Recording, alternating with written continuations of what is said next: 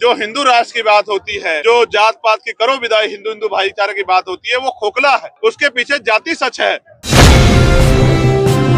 नमस्कार, मैं कोमल सिंह और आप देख रहे हैं R news network.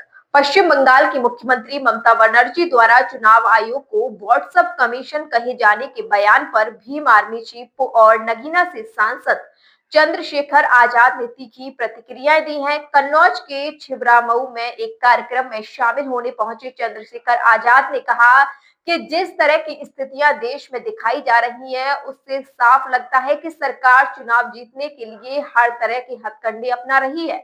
Chandrashekhar Azad ने कहा कि ईडी की कार्रवाइयों और एसआईआर जैसी प्रक्रियाओं में गंभीर खामियां नजर आ रही हैं।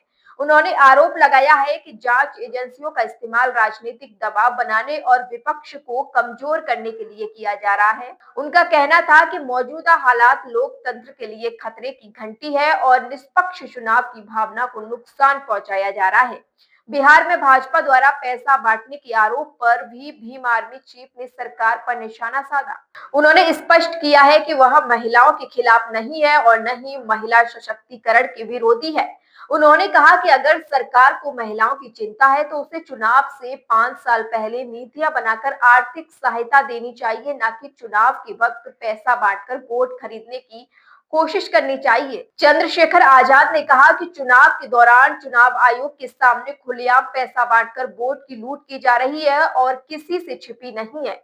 उन्होंने इसे लोकतंत्र की हत्या करार देते हुए कहा कि इस तरह की गतिविधियां देश की लोकतांत्रिक व्यवस्था को कमजोर करती है। आजाद समाज पार्टी 2027 के लिए कमर कस चुकी है।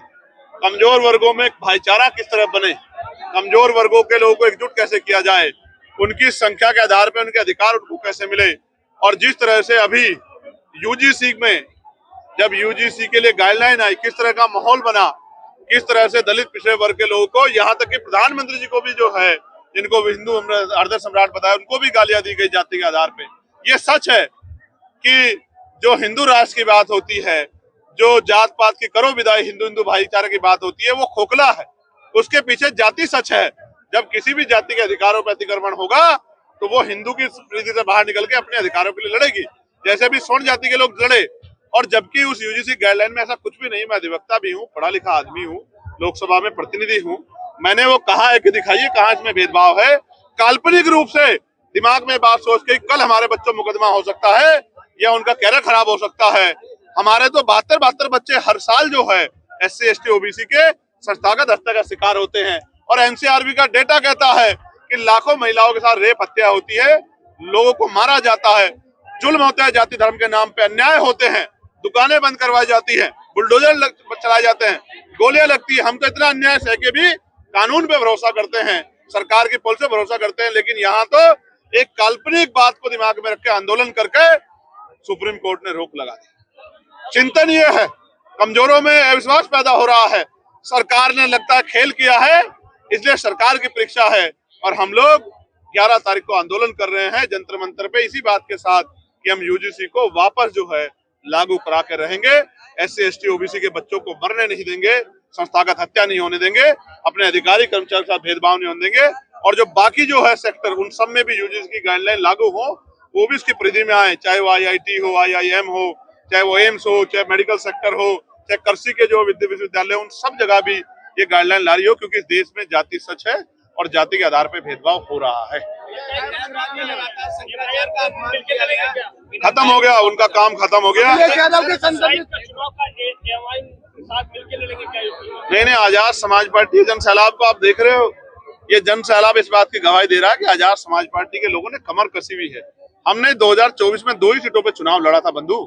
एक हम लोग लड़े ननकीना, जो हम जो जीत गए 1,51,000 से। दूसरे लड़े थे हम लोग डुमरियागंज, जहां हम लोग तीसरे नंबर पर रहे। अभी तो आप 2027 में और तीसरे पंचायत चुनाव में आजाद समाज पार्टी का प्रयास तो देखो, आपको एहसास होगा, क्योंकि मीडिया के लोग बड़ी बड़ी पार्टियों को संख्या के आधार पर काउंट करते हैं। आजाद समाज पार्टी को पहले भी आप काउंट नहीं करते थे, आज भी आप काउंट ना करो, लेकिन जनता बोल रही है कि आजाद समाज पार्टी बड़ी ताकत उत्तर प्रदेश में बनने जा रही है। इसी के डर से पंचायत चुनाव पीछे हटे लग रहे हैं। अखिलेश यादव पे आपकी कभी-कभी बात चलती थी कि गठबंधन होगा, लेकिन आज उनके हमारे कार्यक्रम पे बात करो ना, कहाँ को आप जरूरी बात। SIR में आज के लिए मैं आपको बहुत इंपॉर्टेंट खबर बताता हूँ। मेरी लोकसभा क्षेत्र नगीना के हमारे कार्यकर्ता बड़े सतर्क हैं। वहां एक सुरक्षित विधानसभा पड़ती है नेटोर से लगभग 30,000 आपत्तियों के फार्म चुपचाप रात को तहसीलदार के दफ्तर में आए। जब तहसीलदार साहब से पूछा गया तो उन्होंने कहा कि कल रात तक जब मैं ऑफिस बंद कर गया तब तक तो नहीं थे, तो फिर कहां से आ गए? सारे नाम एक एक व्यक्ति के नाम से 100 फार्म एक एक बूथ पे आपत्ति के भरे गए। अभी तक उनमें नाम भी नहीं कि आपत्ति किसके खिलाफ है। ऐसा लगता है कि आपत्तियां बाद में जाति धर्म को देखकर भरी जाएंगी। और एक एक आदमी 100 फार्म, जिसको बुलाया गया जिसका नंबर लिखा हुआ था उसने कहा कि मैंने तो कोई फार्म ही नहीं भरा, ये तो मेरे सिग्नेचर नकली है। मैंने डीएम से बात की, मैंने एसडीएम से बात की कि भाई ये अन्याय हम लोग नहीं सहेंगे, ये वोट का अधिकार बाबा साहब अम्बेडकर ने अपने 4 बच्चों को कुर्बानी दिलाया है। अगर ये एसआईआर है, एसआईआर के नाम पे आप 30,000 वोट काटना चाहते हो कि 5 विधानसभा में लगभग 1.5 लाख जितने से हम जीते हैं, तो इस अन्याय को हम लोग अस्वीकार करते हैं। मैं अभी लेटर लिखूंगा, मैं सुबह उसको लिख के आया था, अब मैं उसको मेल करूंगा इलेक्शन कमिश्नर को और उनसे मांग करूंगा कि जो आपत्ति आ रही है उनको सार्वजनिक किया जाए।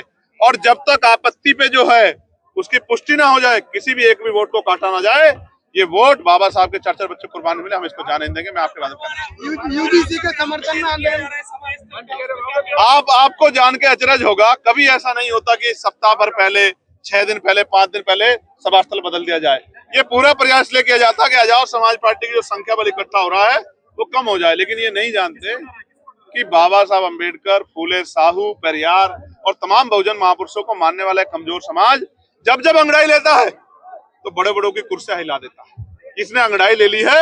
आप मैदान 13 किलोमीटर दूर कर दो या 30 किलोमीटर या 1300 किलोमीटर दूर, ये वहीं पहुंच जाएगा जहां जाके इसको अपनी शक्ति दिखानी है। और नौजवानों का जो सैलाब है, आप जानते हो ना कि जब 2014 में बीजेपी कब आई, कैसे आई कि नौजवान खड़ा हो गया था। आज नौजवान आजाद समाज पार्टी के लिए खड़ा है। ये नौजवान आज घर जब निकलेगा, गली बस्तियों में जाएगा, घर घर जाके हमारी पॉलिसी को बताएगा, हमारे पार्टी के संघर्ष को बताएगा, महापुरुषों संघर्ष को बताएगा, तो ये इनकलाब पैदा करेगा और आजाद समाज पार्टी के प्रति जन समर्थन पैदा करेगा, जो वोट के रूप में शक्ति देगा। जिस तरह से देखो, मैं महिलाओं के खिलाफ नहीं हूँ, मेरी बात को सुनो, मैं महिलाओं के खिलाफ नहीं, मैं पैसा देने के खिलाफ नहीं हूँ, महिला सशक्तिकरण के खिलाफ नहीं हूँ, लेकिन चुनाव से पहले 10,000 रुपए, 4,000 रुपए, 6,000 रुपए देके जो वोट खरीदी जा रही है, ये लोकतंत्र की हत्या है।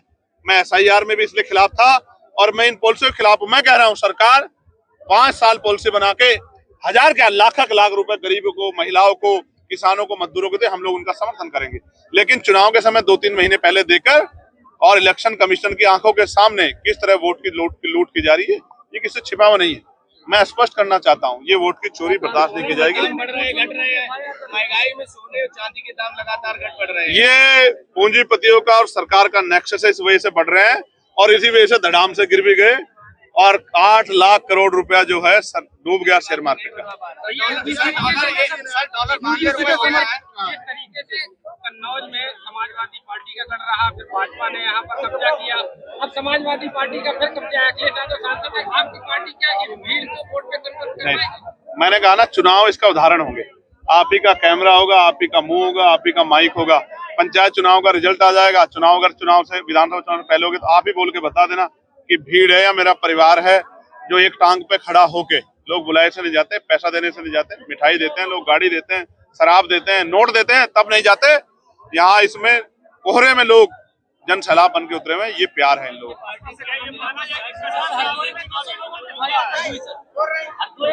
हरदोई के योद्धा डरने वाले नहीं है, झूठी एफआईआर से हम लोग नहीं डरते। मैंने अधिकारियों से बात की है, इस अन्याय को हम लोग नहीं सहेंगे। अधिकारियों ने विश्वास दिलाया कि ये दबाव में जो कार्रवाई होगी तो हम लोग उसको वापस देंगे। यूजीसी के समर्थन वालों जो कर रहे हैं आंदोलन, उन पे डंडे लाके बरसाए जा रहे हैं। देखो, सरकार उनकी है जो यूजीसी को रोकने के लिए आंदोलन कर रहे हैं, गाइडलाइन को, और जो यूजीसी के समर्थन में कर रहे हैं उन पर डंडे बज रहे हैं। उनकी दुकानें बंद करवाई जाए, जैसे शिवपुरी में, मध्य प्रदेश शिवपुरी में कुशवाहा समाज के लोग किया, ये गलत है, ये लोकतंत्र की हत्या है, ऐसा नहीं होना चाहिए। सरकार जानबूझ के कर रही है। पूरा आंदोलन सरकार ने कराया क्योंकि सरकार ने सुप्रीम कोर्ट के आधार पर गाइडलाइन में, आदेश पे गाइडलाइन बनाई थी, अपने मन से नहीं बनाई थी। उनकी वजह से हमारे बच्चे मरे, दलित पिछड़े वर्ग के, उनको कोई फर्क नहीं पड़ता। और आंदोलन बिल्कुल मंडल जैसा था, जैसे ही पिछड़े वर्ग के लोगों को अधिकार मिलने की बात, उनके सशक्तिकरण की, उनके संरक्षण की, तभी कमंडल जो है अपना रूप दिखा देता है। ये किसी छिपा नहीं। मैं पिछड़े वर्ग के भाइयों कहना चाहता हूँ, वो आजाद समाज पार्टी के साथ खड़े हो जाए, इस अन्याय को हम लोग जड़ से खत्म करें। आप मत देखो आजाद समाज पार्टी की ताकत को, आप बालों से अपनी आंखों को ढक के रखो, आप ना देखने की कोशिश करो, लेकिन जनता आपको दिखा देगी। अभी मायावती जी की तस्वीर आ गई थी और हम मुस्कुराने लगे थे। देखिए, जिस तरह का जुल्म हम वहाँ देख रहे हैं, ईडी की कार्रवाई और तमाम चीजें और SIR पे जिस तरह की चीजें मैंने आपको बताई, इससे तो लगता है कि सरकार चुनाव जीतने के लिए तमाम तरह के हथकंडे अपना रही है। उन्होंने मांग की है कि चुनाव आयोग को निष्पक्ष और सख्त भूमिका निभानी चाहिए ताकि जनता का भरोसा लोकतंत्र पर बना रहे। तो फिलहाल के लिए बस इतना ही। ऐसी ही तमाम बड़ी अपडेट के लिए देखते रहिए आर न्यूज नेटवर्क।